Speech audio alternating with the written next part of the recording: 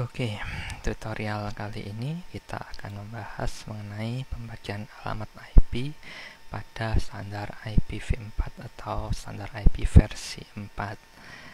Jadi semua yang diterangkan pada tutorial ini adalah menuruti standar IPv4 dan bukan standar IPv6 yang lebih baru. Tetapi tidak apa-apa karena IPv4 ini adalah paling banyak digunakan saat ini. Oke. Bagaimana penulisan dan tentang alamat IP-nya? Penulisan alamat IP itu berbentuk A, B, C, D atau berupa 4 angka yang dipisahkan masing-masing dengan tanda titik. Ya, di sini kita katakan bahwa A, B, C, D berada pada rentang 0 hingga 255. Artinya alamat IP itu berkisar dari 0.0.0.0 hingga 255.255.255.255. Ya, alamat IP pada rentang tersebut, total rentang tersebut itu dibagi menjadi 5 kelas, yaitu kelas A yang berkisar pada rentang 0.0.0.0 hingga 127.255.255.255. Kelas B yang dimulai dari 128.0.0.0 hingga 191.255.255.255.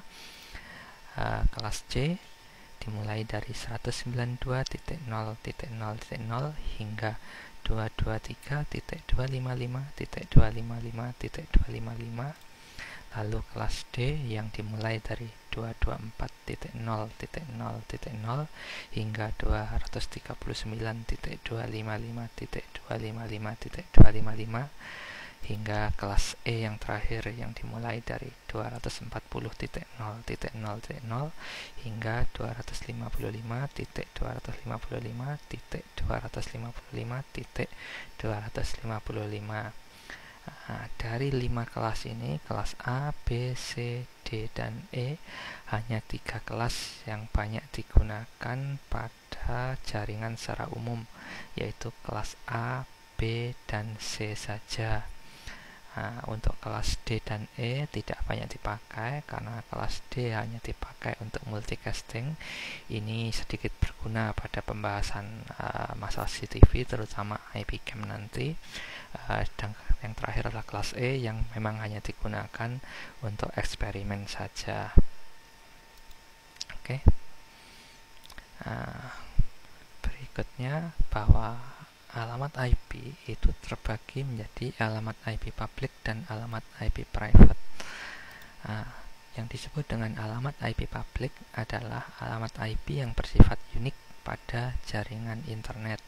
Artinya tidak boleh terdapat 2 alamat IP public yang sama pada satu jaringan internet. Sedangkan untuk alamat IP private adalah alamat IP yang bersifat unik pada satu jaringan lokal tertentu. Artinya tidak boleh terdapat 2 alamat IP private yang sama pada satu jaringan lokal. Tetapi jika jaringan lokal tersebut terhubung pada jaringan internet, maka bila ada 2 jaringan lokal masing-masing punya satu alamat IP yang sama di setiap jaringan lokal itu, tidak apa-apa atau diperbolehkan. Oke. Sedangkan untuk rentang IP private, alamat IP private adalah pada kelas A itu dimulai dari 10.0.0.0 hingga 10.255.255.255. Untuk kelas B itu dimulai dari 172.16.0.0 hingga 172.31.255.255. Sedangkan yang terakhir yaitu kelas C dimulai dari 192.168.0.0 hingga 192.168.255.255. Nah, bagaimana dengan rentang IP public? Ya, jadi yang termasuk dalam IP public adalah seluruh alamat IP pada kelas A, B, dan C yang berada di luar rentang alamat IP private ya, tersebut tadi. Oke. Contohnya alamat IP 10.20.30.40 itu adalah alamat IP private karena berada pada rentang alamat IP private kelas A.